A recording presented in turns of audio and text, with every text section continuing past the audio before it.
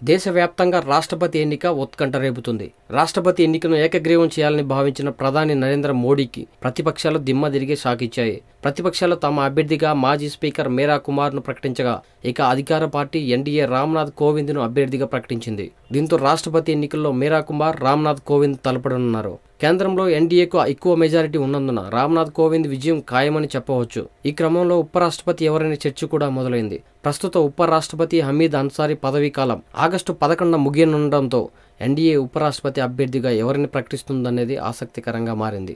ఉత్తరాది వ్యక్తిని రాష్ట్రపతి అభ్యర్థిగా ఎన్డీఏ ఎంపిక చేయడంతో ఉపరాష్ట్రపతి పదవిని దక్షిణాది వ్యక్తికి కట్టబెడతారని తెలుస్తుంది.